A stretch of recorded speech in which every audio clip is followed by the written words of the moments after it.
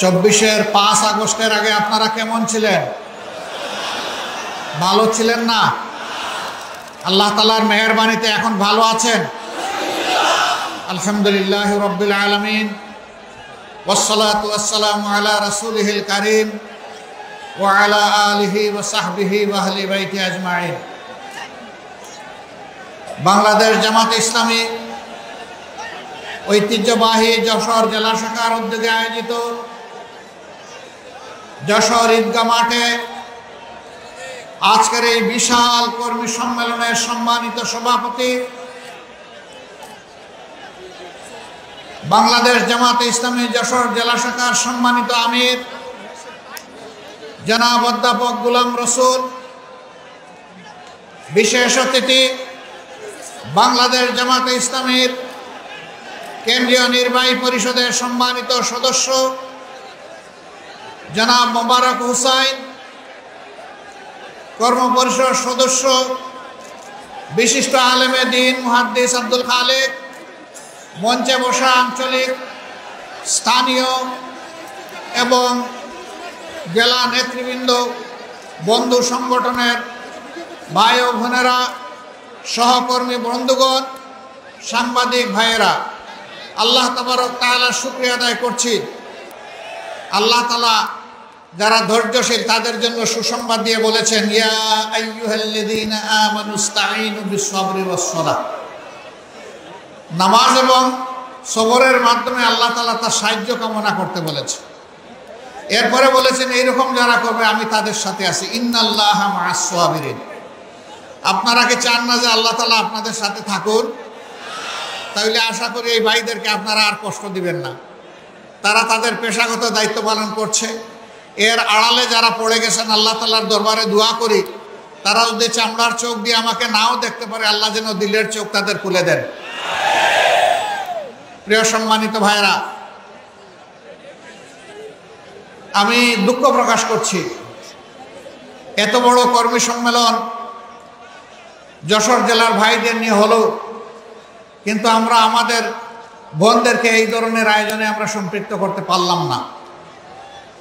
ভবিষ্যতে ইনশাআল্লাহ আমরা চেষ্টা করব। ভাইয়েরা যারা এসেছেন তারা মনের পকেটে নিজের খোরাক নিয়ে যাবেন এবং বোনদের জন্যও কিছু নিয়ে যাবেন, পরিবারের সবার জন্য নিয়ে যাবেন, সমাজের জন্য, আপনজন প্রিয়জনের জন্য নিয়ে যাবেন। তাহলে ঘাটতি ইনশাআল্লাহ কিছুটা পূরণ হবে। আমার প্রিয় সম্মানিত ভাই ও বোনেরা, বাংলাদেশ আমাদের প্রিয় দেশ। আল্লাহ তাআলা মেহেরবানি করে দেশের আমাদেরকে জন্ম দিয়েছেন। সুজলা সুফলা আমাদের প্রিয় দেশ, মাটির উপর সবুজ, মাটির নিচে খনিজ পদার্থ, জল ভরা, পানি ভরা। আল্লাহ তাআলা অনেক নিয়ামত আমাদেরকে দিয়েছেন। এদেশের বাতাসেও নিয়ামত, কিন্তু আমাদের কিসমতের একটা জায়গায় ঘাটতে রয়ে গিয়েছে। এটি আমাদের কারণে। এটি হচ্ছে আমরা সৎ নেতৃত্বের, আমানতদার নেতৃত্বের নিয়ামত থেকে এই জাতি এখনো বঞ্চিত থেকে গেল। এই জায়গাটা পরিপূর্ণ না হলে আমাদের প্রিয় জাতি সত্যিকার অর্থে মর্যাদাপূর্ণ জাতি হতে পারবে না। 24 সালের 5 আগস্টের আগ পর্যন্ত বাংলাদেশে ছিল দুঃশাসন এবং দুর্নীতিতে পরিপূর্ণ। এই দলটি অতীতে যখনই ক্ষমতায় এসেছে এদেশের মানুষের উপর প্রতিশোধ নিয়েছে। তারা দুঃশাসন এবং দুর্নীতিতে দেশকে ডুবিয়ে দিয়েছে। এবারও তার ব্যতিক্রম হয়নি, বরঞ্চ গায়ের জুড়ে একটানা 15.5 বছর গদি ছিনতাই করে দেশ শোষণ করার কারণে এবারকার যন্ত্রণাটা, এবারকার জুলুমটা ছিল যে কোনো সময়ের চাইতে অনেক বেশি। আল্লাহ তাআলার দরবারে দোয়া করি, আল্লাহ তো চাইলে যে কাউকেই হেদায়েত দিতে পারেন। আমরা তাদের জন্য আল্লাহর দরবারে হেদায়েতের দোয়া করি। নিজেদের জন্য আমরা আল্লাহর দরবারে কামিল হেদায়েত ভিক্ষা চাই। আল্লাহ যেন আমাদেরকেও কামিল হেদায়েত নসিব করেন। বাংলাদেশের সমস্ত মানুষকে যেন হেদায়েতের জন্য আল্লাহ কবুল করেন। প্রিয় ভাইয়েরা, তারা কি করেছে নিশ্চয়ই আমি আসার আগে সহকর্মীদের মুখ থেকে আপনারা সব শুনেছেন। আমি ওই কথাগুলো বলে আমার সময় আর নষ্ট করতে চাই না। শুধু আল্লাহর শুকরিয়া এতটুকু আদায় করতে চাই যে কল্পনাও করে নাই বাংলাদেশের মানুষ, বিশ্বের মানুষ, যে এই ধরনের একটি ফ্যাসিবাদী রেজিম, একটি শাসন এই বছরের আগস্টের 5 তারিখ শেষ হয়ে যাবে। এটা কেউ আমরা কল্পনা করি নাই। আসমান জমিনের মালিক বাংলাদেশের জনগণকে, মজলুম জনগণকে এটা উপহার দিয়েছে। আলহামদুলিল্লাহ রাব্বিল আলামিন। এর সমস্ত কৃতিত্ব আল্লাহ তাআলা। জমিনের কৃতিত্ব 18 কোটি মানুষের, মজলুম মানুষের। নেতৃত্বের কৃতিত্ব আমাদের গর্বের সন্তানদের, যারা রাস্তায় নেমেছিল তাদের একটি দাবি আদায়ের জন্য, কোটা সংস্কারের দাবিতে। এই দাবিকে সরকার পুরানা কায়দায় গায়ের জুড়ে হেলমেট এবং হাতুড়ি বাহিনী পাঠিয়ে গুলি আর বন্দুক দিয়ে দমন করতে চাইল। রংপুরে আমাদের একটি সন্তান, সে বুক খুলে ডানা মেলে দাঁড়িয়ে বলেছিল, বুকের ভিতরে তুমুল ঝড়, বুক পেতেছি গুলি কর। তার আত্মবিশ্বাস ছিল, সে সঙ্গত, ন্যায়সঙ্গত দাবিতে ছাত্র সমাজের সাথে রাস্তায় নেমেছে, যুব সমাজের সাথে রাস্তায় নেমেছে। তার দেশের পুলিশ তার বুকে গুলি করবে না, কিন্তু দুর্ভাগ্য, স্বৈর শাসকের নির্দেশে পুলিশ পরপর 3টি গুলি করে তাকে শেষ করে দিল। আল্লাহ তাআলার দরবারে দোয়া করি, আল্লাহ তাকে এবং তাদের এই দাবি আদায়ে জনগণকে মুক্তি দেওয়ার জন্য এই সংগ্রামে যারাই জীবন দিয়েছে, আল্লাহ তাদেরকে শহীদ হিসাবে কবুল করুন। তাদের পরিবারকে আল্লাহ তাআলা উত্তম ধৈর্য ধারণের তৌফিক দান করুন। যারা আহত হয়েছে, পঙ্গু হয়েছে, আল্লাহ তাআলা তাদের প্রশান্তির হাত বুলিয়ে দিন এবং সেই সাথে তাদেরকে সুস্থতার পূর্ণ নিয়ামত আল্লাহ তাআলা দান করুন। পরিশেষে যারা রাস্তায় নেমেছিলেন বুক পেতে, তাদের বীরত্বগাথার জন্য তাদের প্রতি গভীর কৃতজ্ঞতা জানাচ্ছি, অভিনন্দন জানাচ্ছি। প্রিয় ভাইয়েরা, নেতৃত্বের এই গৌরব আমাদের সন্তানদের শুধু নয়, আমাদেরও, কারণ তারা তো আমাদেরই সন্তান। বাবার জন্য সন্তান যখন কোনো কৃতিত্ব গৌরব বয়ে আনে, কার্যত এর সিংহভাগের অংশীদার হয় সেই বাবা মা। অতএব আমরা তাদের অভিভাবক হিসাবে আমরা খুবই গর্বিত। আল্লাহ তাআলার দরবারে দোয়া করি, আল্লাহ তাআলা যুগে যুগে প্রতিদিন যেন এই জাতির মধ্যে এই ধরনের বীর সন্তান পয়দা করেন, যারা জাতির পাহারাদার হিসেবে কাজ করবে। আমার সম্মানিত ভাইয়েরা, আমি যে মাঠটিতে আজকে দাঁড়িয়ে কথা বলছি, এই মাঠটি যশোর শহরের একটা পুরাতন মাঠ। যশোর জেলাটি ব্রিটিশ আমল থেকে একটা পুরাতন জেলা। এইটাকে কেন্দ্র করে পুরা দক্ষিণবঙ্গের এই অংশটা ছিল প্রশাসনিক এই জেলার আওতায়। কিন্তু আমি এর আগেও এই যশোর জেলায় এসেছি। এখানে যখন এই শহরে ঢুকে আমার যেন মনে হয় নূহ আলাইহিস সালামের বন্যার পানি এখানেও এসে লেগেছিল কিনা, কারণ এখানে কোনো উন্নয়ন ছোঁয়া নেই। একটা পুরাতন জেলা, তার তো চেহারা এতদিনে পাল্টে যাওয়ার কথা, কিন্তু জেলাটা অবহেলিত হয়ে আছে কেন? এটা কি বাংলাদেশের অংশ নয়? যশোর জেলার কি বাংলাদেশের উন্নয়নে কোনো অবদান নেই? যদি তাই হয়ে থাকে, তাহলে তারা কেন তাদের ন্যায্য অধিকারটা পাচ্ছেন না? এটা শুধু যশোরেরই বঞ্চনা নয়, তবে যশোর অন্যতম বঞ্চিত জেলা। এই ব্যাপারে আমার নির্দ্বিধায় বলতে কোনো সংকোচ নেই। হ্যাঁ, এখানে মেডিকেল কলেজ হয়েছে, একটা বিজ্ঞান প্রযুক্তি বিশ্ববিদ্যালয় হয়েছে, এখানে আরো অনেক কিছু হওয়া প্রয়োজন। এই শহরটাকে কেন্দ্র করে একটা নগর গড়ে ওঠা প্রয়োজন। এটা নাগরিক সমাজের একটা প্রাণকেন্দ্রে পরিণত হওয়া প্রয়োজন। এত বড় শহর, তার মধ্যে ভালো একটা পার্ক নেই, ভালো কোনো জলাধার নেই, খেলার কোনো উন্নত মানের মাঠও নেই। কেন এই বিধ্বস্ত দশা? কেন? কারণ একটাই, মানুষের বিবেক যখন কাজ করে না, মানুষ যখন আল্লাহকে ভয় করে না, তখন ক্ষমতাতে বসার আগে মানুষের পা ধরে চুমু খায়, আর ক্ষমতাতে বসে গেলে মানুষকে ভুলে যায়। তখন নিয়ত করে যে 5 বছর পরে আরেকবার পা ছুঁয়ে নেব, মাঝখানটা মালিক আমি আর তোমরা সবাই ভাড়াটিয়া। এই মানসিকতা না থাকলে বৈষম্য হবে কেন? বাংলাদেশের সকল অঞ্চলে সুষম উন্নয়ন হবে। তবে হ্যাঁ, উন্নয়নের জন্য একটা উন্নত মন লাগে, একটা পরিচ্ছন্ন মানসিকতা লাগে। সারা দেশকে চোখে এবং অন্তরে ধারণ করতে হয়। নিজের জন্মস্থানকে আলাদাভাবে দেখতে হয় না। জন্মস্থানের অধিকার জন্মস্থান পাবে, আমার যে জেলায় বাড়ি হোক। কিন্তু যদি আল্লাহ তাআলা এই দেশ পরিচালনার দায়িত্ব কাউকে দেয়, তাহলে সারা দেশই তার দায়িত্বের আওতাভুক্ত। আল্লাহ তাআলা সারা দেশের প্রতি ইঞ্চি মাটির ব্যাপারে তার কাছে জবাব চাইবেন। তুমি এই মাটির ব্যাপারে যত্নশীল ছিলে কিনা? প্রত্যেকটি মানুষ তো নয়, প্রত্যেকটি প্রাণীর ব্যাপারে তাকে জবাব দিতে হবে। মানুষের ব্যাপারে অবশ্যই দিতে হবে। যার অন্তরে আল্লাহর ভয় আছে, যে বিশ্বাস করে এই জীবনের ইনিংস আমার শেষ ইনিংস নয়, আমার আসল ইনিংস হবে আদালতে আখেরাতে, যেই দিনকে আল্লাহ তাআলা ইয়ামুত তাগাবুন বলেছেন। এটা হার জিতের দিন। যে হেরে গেল তার ঠিকানা আগুন, যে বেঁচে গেল তার ঠিকানা জান্নাত।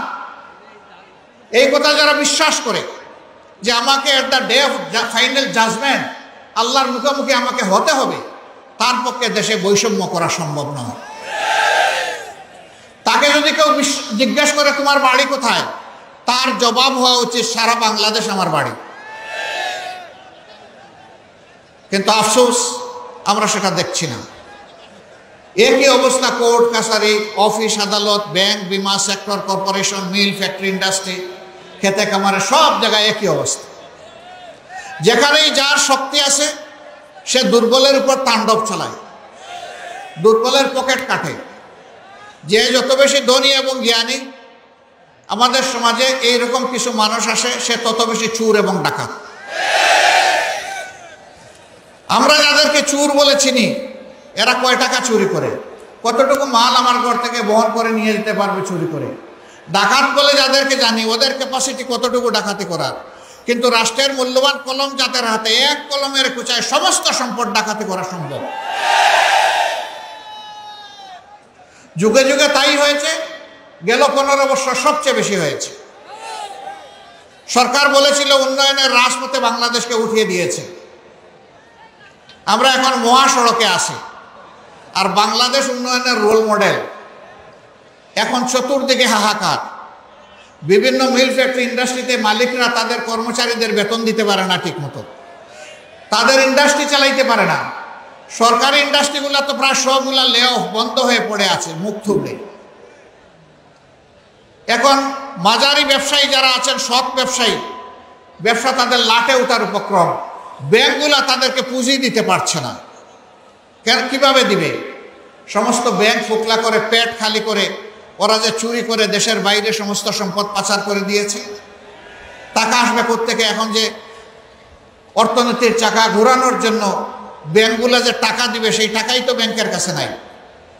কিছুদিন এমনও গিয়েছে, ব্যাংকে গিয়ে মানুষ টাকা উঠাইতে পারে নাই, কারণ টাকা নাই, দিবে কত? আলহামদুলিল্লাহ, ইতিমধ্যে বর্তমান অন্তর্বর্তীকালীন সরকার দেশের যে বৈদেশিক মুদ্রার যে রিজার্ভ, সেইটাকে যেমন বাড়িয়েছে, ব্যাংক সেক্টরকে আস্তে আস্তে সচল করতে যাচ্ছে। কিন্তু জাতির প্রত্যাশা অনেক বেশি। আমরা চাই আরও স্পিডি হোক, আরও গতিশীল হোক অর্থনীতির চাকা। সরকার এই ক্ষেত্রে আরও বেশি দায়িত্বশীল ভূমিকা পালন করুক। বাজারে এখন আগুন, মানুষের পেট ভরতে হয় এখন আগুন দিয়ে। দ্রব্যমূল্যের অগ্নিমূল্য, আগের সিন্ডিকেটগুলো এখনো সরকার ভাঙতে পারে নাই। তবে ক্ষেত্রবিশেষের সিন্ডিকেট না ভাঙলেও সিন্ডিকেটের হাত বদল হয়েছে।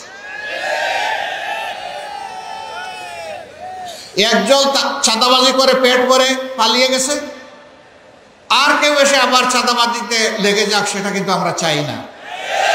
কিন্তু দেশ কি চাঁদাবাজ মুক্ত হয়েছে? দখলদার মুক্ত হয়েছে? হয় নাই। জুলুম মুক্ত হয়েছে? হয় নাই। হ্যাঁ, এই আন্দোলনে আমরা অনেকেই ক্ষতির সম্মুখীন হয়েছি, ত্যাগ স্বীকার করেছি। সকল দল, শুধু জামাত ইসলামী না। হয়তোবা জামাত কিছু কিছু ব্যাপারে অনন্য, যেমন 1 থেকে 11 জন শীর্ষ নেতার কারো হত্যা করা হয়নি। যেমন অন্য কোনো দল নাই যে গত 15 বৎসর ধরে সমস্ত অফিসগুলা তালাবদ্ধ করে রেখে দেওয়া হয়েছিল। যেমন অন্য কোনো দল নাই যাদের নিবন্ধন কেড়ে নেওয়া হয়েছিল। অন্য কোনো দল নাই বেদিশা হয়ে যাদেরকে শেষ মুহূর্তে নিষিদ্ধ ঘোষণা করেছে।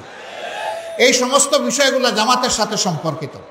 কিন্তু লোক মরেছেন সকল দলের, পঙ্গু হয়েছেন সকল দলের, জেলে গিয়েছেন সকল দলের, হাজার লাখো মামলা, দফায় দফায় জেল কেটেছেন অনেকেই। তাদের সকলের প্রতি আমরা গভীর শ্রদ্ধাশীল, সহানুভূতিশীল। কিন্তু বিনয়ের সাথে একটা কথা বলতেই হবে আমাকে, যে 2000-এর কম বেশি আমাদের বুকের সন্তানেরা জীবন দিয়ে, রক্ত দিয়ে আমাদেরকে আজকে এই উন্মুক্ত পরিবেশ এনে দিয়ে গেল, তাদের রক্তের প্রতি আমরা যেন বেঈমানি না করি, আমরা যেন বিশ্বাসঘাতকতা, গাদ্দারি না করি। তারা বৈষম্যের বিরুদ্ধে, দুঃশাসনের বিরুদ্ধে, দুর্নীতির বিরুদ্ধে তারা আওয়াজ দিয়েছে। এখন যদি একই কাজ কেউ করে, তাহলে নিঃসন্দেহে তারা ঘৃণিত হবেন এবং নিন্দিত হবেন।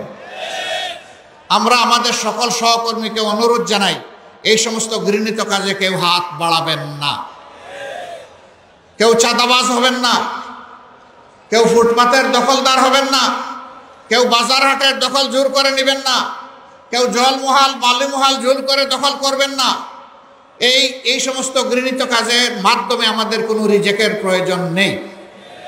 আল্লাহ হালাল পথে আমাদেরকে যা দিবেন তাই নিয়ে আমরা সন্তুষ্ট থাকবো ইনশাআল্লাহ। আর আমরা আল্লাহর শুকরিয়া আদায় করতে থাকবো। বন্ধুগণ, এই যন্ত্রণাগুলো আমাদের পিছ ছাড়ছে না। এরকম এখন আবার অনেকে তখন আক্রান্ত, আহত হয়েছেন, এখন মামলা করতে গিয়ে 500-700 মানুষের বিরুদ্ধে মামলা। 500-700 মানুষকে, একটা মানুষকে মারতে আসছিল না, আসলে 10 জন, 20 জন, 30 জন এসেছে। আমরা এই পরিবর্তনের সাথে সাথে বলেছি, অবশ্যই অন্যায়ের প্রতিকার চাওয়ার আইনগত বৈধ নাগরিক অধিকার সকলের আছে, কিন্তু সাবধান, কোনো নিরীহ মানুষকে মামলার আসামি করবেন না। আমাদের সংগঠন কোথাও কোনো নিরীহ মানুষকে মামলার আসামি করে নাই। যারা করেছেন তাদের প্রতি বিনয়ী অনুরোধ, এই মামলা দিয়ে মেহরবানি করে, বাণিজ্য করে মানুষকে হয়রান করবেন না। যদি কেউ সত্যিকারের কালপ্রিট হয়, অবশ্যই তার নামে মামলা দেন। আপনাদের সাথে আমরাও আপনাদেরকে সহযোগিতা করব, এই মামলা আমরাও লড়বো আপনাদের সাথে, আপত্তি নেই। কিন্তু 10 জন দুষ্কৃতিকারীকে শায়েস্তা করতে গিয়ে যদি 100 জন নিরীহ মানুষকে এখানে আনেন, তাহলে মামলাটাই আপনারা শেষ করে দেবেন। এই কাজটা মেহরবানি করে কেউ করবেন না। সম্মানিত ভাইয়েরা, এই বাংলাদেশে সবচেয়ে বেশি ক্ষতি হয়েছে আমাদের শিক্ষার ক্ষতি। আজকে আমাদের যুবক যুবতীরা মাস্টার্স, গ্র্যাজুয়েশনের সার্টিফিকেট নিয়ে তারা এখন দুয়ারে দুয়ারে ঘুরে, তাদের কাঙ্ক্ষিত একটা চাকরি তারা পায় না। দুটি কারণে পায় না। একটা কারণ হলো, একটা গোষ্ঠীর কাছে সমস্ত মানুষের কিসমত হাইজ্যাক হয়ে গিয়েছিল। এই গোষ্ঠী বাংলাদেশকে তাদের জমিদারি মনে করত।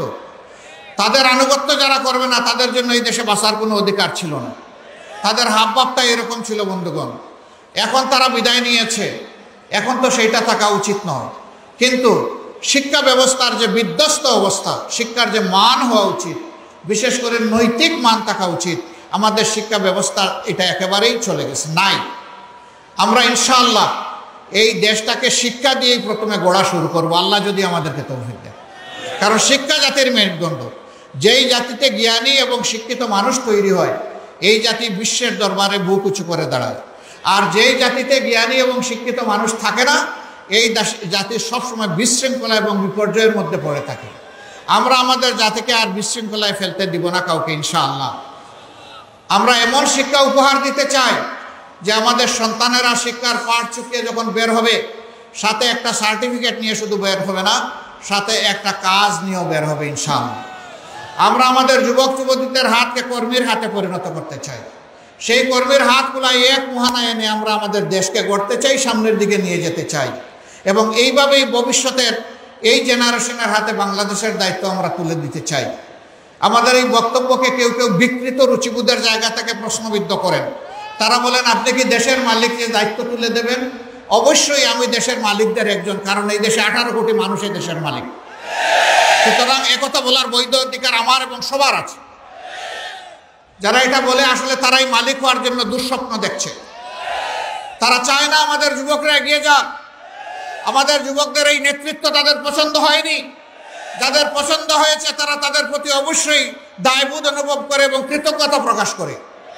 আমরা তাদেরকে পছন্দ করেছি, তারা আমাদের গর্বের দল, তারা আমাদের বীর। আমরা তাদের জন্য গর্বিত ইনশাআল্লাহ। আমার সম্মানিত ভাইয়েরা, বাংলাদেশ জামাত ইসলামী এমন একটা রাষ্ট্রের স্বপ্ন দেখে, যেই রাষ্ট্রে আকাশ এবং পাতালের ব্যবধান থাকবে না নাগরিকদের মাধ্যমে। কেউ গাছতলায় আর কেউ বিষতলায়, এটা হবে না অবস্থা। একটা সামঞ্জস্য থাকবে, সমতা নয়, ভারসাম্য থাকবে ইনশাআল্লাহ। অধিকারের জন্য হাহাকার করতে হবে না। বিচার বিভাগকে মেরুদণ্ড সোজা করে দেওয়া হবে, যাতে সেই বিচার বিভাগ রাষ্ট্রের প্রেসিডেন্টকেও দ্বিতীয় কোনো চোখে না দেখে, একই চোখে যেন দেখে, একই চোখে সমস্ত নাগরিককে দেখবে। তিনি কে এটা বিবেচ্য বিষয় নয়। তিনি অপরাধ করে থাকলে যেই অপরাধী হন তাকে বিচারের আওতায় আসতে হবে। সেই বিচার যখন কায়েম হবে, আলহামদুলিল্লাহ, ইনসাফ যদি সমাজে কায়েম হয়, তাহলে কাউকে অধিকার চাইতে হবে না। রাষ্ট্রের দায়িত্ব হবে অধিকারের খোঁজ নিয়ে যার অধিকার তার হাতে পৌঁছে দেওয়া। আমরা এমন একটি রাষ্ট্র দেখতে চাই। আমরা এমন একটি রাষ্ট্র দেখতে চাই যে রাষ্ট্রের নাগরিকদের মধ্যে আর কোনো বিভাজন বিভক্তি থাকবে না। সমস্ত দেশ এবং জনগণ ঐক্যবদ্ধ হবে। এই ঐক্যবদ্ধ নাগরিক সমাজই একটা ঐক্যবদ্ধ দেশ করবে ইনশাআল্লাহ। মুক্তিযুদ্ধের পক্ষে বিপক্ষে আর কত চেতনার বড়ি বিক্রি করবেন আপনারা? অনেক করেছেন। 53টা বৎসর এই জাতির কপাল থেকে আপনারা ছিনিয়ে নিয়েছেন। জাতিকে আপনারা দাসে পরিণত করেছেন। আমরা আর কারো দাস হব না ইনশাআল্লাহ। মুক্তিযুদ্ধের চেতনা আপনাদের কোথায় যায়? যখন ভারতের প্রধানমন্ত্রী বলে বিজয় দিবসটা 16 ডিসেম্বর ভারতের বিজয়, বাংলাদেশের নামে একটা শব্দ পর্যন্ত উচ্চারণ করে না, তখন তো আপনাদের মুখে আমরা কোনো বুলি দেখি না। আমরাই তার প্রতিবাদ করেছি এবং যারা দেশকে ভালোবাসে তারাও প্রতিবাদ করেছে, কিন্তু যারা চেতনা বিক্রি করেন তাদের মুখে আমরা কোনো বুলি সেদিন দেখি নাই। আপনাদের এই চেতনা, আপনাদের এই ভালোবাসা আপনারা রাখেন, এখন গুটাইয়া রাখেন। 53.5 বছর এটা আমরা দেখেছি। এখন দেশকে তার আপন গতিতে আল্লাহর রাস্তার সামনের দিকে এগিয়ে যেতে সুযোগ দিন, রাস্তা পরিষ্কার করে দিন। আরেকটা বিভাজন লাগায়, সংখ্যাগুরু সংখ্যালঘু। কিসের সংখ্যাগুরু সংখ্যালঘু? এই দেশে আল্লাহ যাদেরকে পয়দা করেছেন তাদের সকলে এই দেশের গর্বিত নাগরিক। সকলের অধিকার, সাংবিধানিক অধিকার সমান। এখানে সংখ্যাগুরু সংখ্যালঘু কিসের? একটা মানুষ তার পছন্দ মতো ধর্ম সে কবুল করবে। ইসলাম ধর্ম কাউকে এই ব্যাপারে জোর জবরদস্তি করার এখতিয়ার দেয় নাই। ধর্ম বর্ণ মিলেমিশে আমরা এই দেশে বসবাস করব। আল্লাহর কাছে যার যার জবাবদিহি তার তার। আরেকজনের জবাব আমাকে দিতে হবে না, আমার জবাব আরেকজনকে দিতে হবে না। সুতরাং এখানে ধর্ম নিয়ে কোনো বাড়াবাড়ি এবং বিভাজন বিভক্তি চলবে না। অধিকার খর্ব করা চলবে না। এরা এই কথাগুলা বলে কার্যত নির্দিষ্ট ধর্মের ভাই বোনদেরকে এরা ক্ষতি করেছে, শোষণ করেছে, লাঞ্ছিত করেছে। এদের অধিকার অনেক ক্ষেত্রে তারা কেড়ে নিয়েছে। কিন্তু দুঃখের বিষয়, যারা কেড়ে নেয় তাদের ব্যাপারে আওয়াজ না দিয়ে এদেশের দেশপ্রেমিক ইসলামপন্থী দলগুলোর বিরুদ্ধে আওয়াজ দেওয়া হয়। এর কারণে ডাকাতরা আরো দ্বিগুণ উৎসাহ নিয়ে ডাকাতি করে, তাদের ক্ষতি করে। আমি 13 সালে জাতিসংঘের মানবাধিকার কমিশনকে চিঠি লিখেছিলাম। আমাদের বিরুদ্ধে এই সংক্রান্ত যত অভিযোগ করা হয়েছে, আমি সেই অভিযোগের বিচার চাই। আমি চাই জাতিসংঘের অধীনে একটা নিউট্রাল ইনকোয়ারি কমিটি করা হোক। সেই ইনকোয়ারি কমিটি বাংলাদেশে আমরা আসলে আমরা সর্বাত্মক সহযোগিতা করব। ওই ইনকোয়ারি কমিটির ইনকোয়ারিতে আমিও যদি দোষী সাব্যস্ত হই, আমি আমার বিচার চাই। আমরা দেখতে চাই কারা বিভিন্ন ধর্মের মানুষের জায়গা জমি দূর করে দখল করে তাদের ইজ্জতের উপর হাত দিয়ে তাদের সম্পদ লুণ্ঠন করে তাদের ক্ষতি করেছে। আমরা শতপত্র চাই। তখন হয় নাই, এখনো দাবি করি হোক। এটা না হওয়ার চাইতে যে কোনো সময় হোক। আমরা পরিষ্কার বলতে চাই, আমাদের হিন্দু বৌদ্ধ খ্রিস্টান ভাইয়েরা যারা আছেন, আমরা যেমন এদেশের নাগরিক, আপনারাও সেই দেশের নাগরিক। আর যদি কেউ আপনাদেরকে মাইনরিটি বলে, তাহলে আপনারা মুখের উপর চিৎকার দিয়ে বলবেন আমরা মাইনরিটি নই, মেজরিটি নই, সমান অধিকারের ভিত্তিতে এই দেশের নাগরিক। আমি আমার নাগরিক অধিকার চাই। আমাদের ব্যাপারে আরেকটা জুজুর ভয়, অনেকে বলেন যে জামাতে ইসলামী ক্ষমতায় গেলে মহিলাদেরকে ঘরে বন্দি করে রাখবে। বাপ এমন যে আমরা 56,000 বর্গমাইলের এই বাংলাদেশে 60,000-এর ঊর্ধ্বে গ্রাম আর 18 কোটি মানুষের ধরে নিলাম কমপক্ষে 6 কোটি ঘর আছে বা 3 কোটি ঘর আছে, হোয়াট এভার মেবি। বাপটা এমন যে আমরা 3 কোটি তালা কিনে রেখেছি আর ক্ষমতায় গেলেই সব ঘরে একটা করে তালা লাগাই, মহিলারা যাতে ঘর থেকে বের হতে না পারে। এগুলো আমাদের বিরুদ্ধে মিথ্যা অভিযোগ। রাসূল করিম সাল্লাল্লাহু আলাইহি সাল্লামের সাথে যুদ্ধের ময়দানে আমাদের মারা অংশগ্রহণ করেছে, যুদ্ধ করেছেন। কঠিন বিপদে রাসূল করিম সাল্লাল্লাহু আলাইহি সাল্লামের জন্য তারা ঢাল হয়ে যুদ্ধ করেছেন। উহুদের ময়দানে কঠিন সময়ে পুরুষরা পাশে ছিলেন না, একজন মা চতুর্দিকে ঘুরে ঘুরে আল্লাহ রাসূলকে প্রোটেকশন দিয়েছেন, নিরাপত্তা দিয়েছেন। আমাদের সেই গর্বিত মা ছিলেন হযরতে নুসাইবা রাদিয়াল্লাহু তাআলা আনহা। যুদ্ধ মানুষের জীবনের সবচেয়ে কঠিন কাজ, সেই কাজে আল্লাহ রাসূল মহিলাদেরকে বারণ করেন নাই, সঙ্গে নিয়ে গিয়েছেন। আমরা কারা আমাদের মাদেরকে ঘরে বন্দি করার? যিনি বাইরে গিয়ে দেশের উন্নয়নে অবদান রাখতে পারবেন, আগ্রহী, তার যোগ্যতা, তার দক্ষতা তাকে সঠিক জায়গায় নিয়ে যাবে ইনশাআল্লাহ। তারা দুইটা বাড়তি জিনিস সেদিন বুক করবেন, একটা হচ্ছে তাদের সম্মান, আর একটা হচ্ছে তাদের নিরাপত্তা। এখন সমাজে তাদের মর্যাদাও স্বীকার করা হয় না, আর নিরাপত্তা তো দেওয়াই হয় না। তারা বিভিন্ন জায়গায় বিভিন্নভাবে তারা লাঞ্ছিত হন, অপদস্থ হন। যখন পুরাণিক সমাজ কায়েম হবে ইনশাআল্লাহ তাআলা আযীম, তারা এই দেশে বসবাস করে বলবেন, আমি এ দেশের একজন গর্বিত মা। সেদিনটি আসুক, আমরা আল্লাহর দরবারে দোয়া করি। আমরা সমস্ত মায়ের জাতিকে মা হিসাবে দেখি। এক চালাক বন্ধু আমাকে একদিন জিজ্ঞেস করে, স্ত্রীকে কি হিসাবে দেখবো? তারেও কি মা হিসাবে দেখবো? বলে হ্যাঁ, তারেও মা হিসাবে দেখবেন, তবে আপনার মা না, আপনার সন্তানের মা। দুনিয়ায় দুইজন মাত্র মানুষ এসেছে যারা মায়ের পেট ছাড়া দুনিয়ায় জন্ম নিয়েছেন। একজন হযরতে আদম আলাইহিস সালাম, আরেকজন তার সঙ্গী হযরতে হাওয়া আলাইহিস সালাম। আর কোনো মানুষ দুনিয়া পয়দা হয়নি মায়ের পেট ছাড়া। এমনকি ঈসা আলাইহিস সালামের বাপ ছিলেন না, কিন্তু মা হযরতে মরিয়ম আলাইহিস সালাম ছিলেন। অতএব মায়ের কাছে আমরা সবাই ঋণী। আমরা আসলেই আমাদের মায়ের জাতকে, মায়ের জাতের সম্মানটাই ফিরাইয়া দিতে চাই। আল্লাহ যেন সেই শক্তি আমাদেরকে দান করেন। প্রিয় ভাইয়েরা, আমরা এমনই একটি বাংলাদেশ চাই যেই দেশে ছাদাবাজদের কোনো অস্তিত্ব থাকবে না, দখলদারদের অস্তিত্ব থাকবে না, কোর্ট কাছারি আদালত কোথাও ঘুষ চলবে না। বলবেন এত অল্প বেতনে তখন চলবে কেমনে মানুষগুলো? হ্যাঁ, সেই ক্ষেত্রে বেতন বৈষম্য দূর করে সেটাকে সমন্বিত করা হবে ইনশাআল্লাহ। এখন তো বেতন দেই না বলে 100 গুণ বেশি নিয়ে যায়, তখন দ্বিগুণ বাড়ায় দিলে মানুষ শান্তির সাথে এই দেশে বসবাস করবে ইনশাআল্লাহ। সবাইকে তার কাজের ব্যাপারে মূল্যায়িত করা হবে ইনশাআল্লাহ। আমরা এমন একটি দেশ চাই যেই দেশ হানাহানির দেশ হবে না, মানবিক বাংলাদেশ হবে।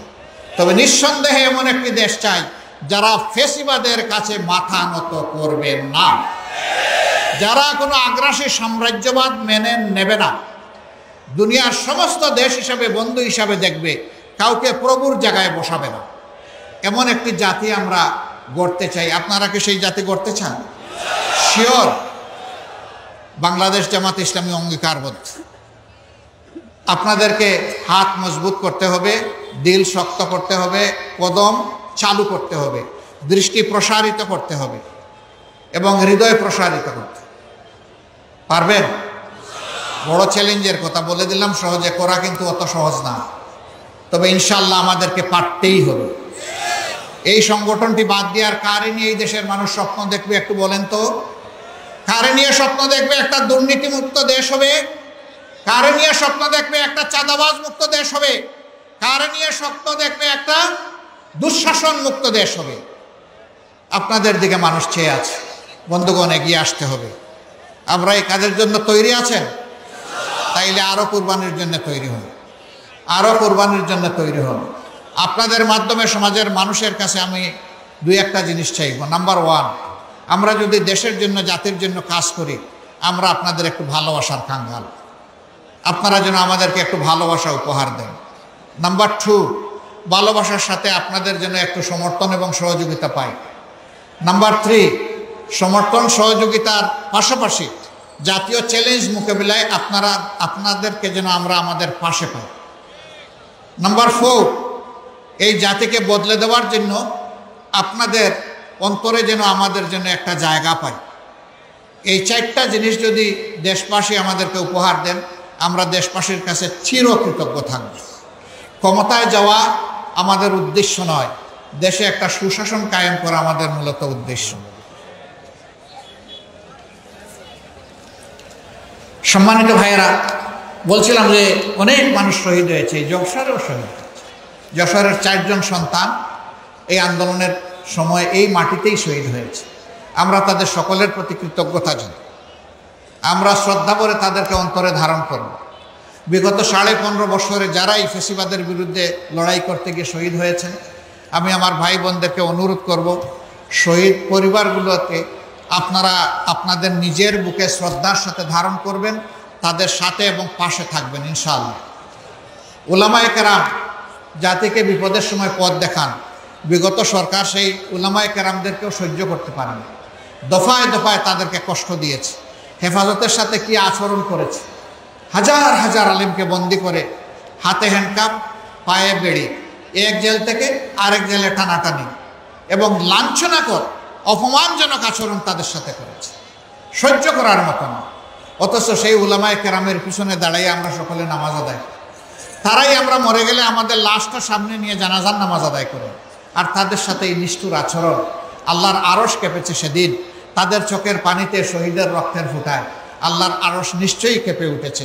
এই সব কিছুর ফসল হচ্ছে বর্তমান বাংলাদেশ। এটি একটি অপূর্ব সুযোগ। আল্লাহ তাআলা দুয়ার খুলে দিয়েছেন বাংলাদেশকে তার সঠিক রাস্তায় উঠিয়ে দেওয়ার। আসুন আমরা সবাই মিলে অঙ্গীকারবদ্ধ হই, একটা ঐক্যবদ্ধ ফেসিবাদ এবং সাম্রাজ্যবাদ বিরোধী জাতি গঠনের মাধ্যমে আমরা সামনের দিকে এগিয়ে যাব। প্রিয় দেশকে আমরা ন্যায় এবং ইনসাফের সৌধের উপর প্রতিষ্ঠিত করব এবং একটা সাম্যের মানবিক বাংলাদেশ করব। আল্লাহ আমাদের সহায় হন। আল্লাহ হাফিজ। বাংলাদেশ জিন্দাবাদ। বাংলাদেশ জামাতে ইসলামী জিন্দাবাদ। আসসালামু আলাইকুম ওয়া রাহমাতুল্লাহ।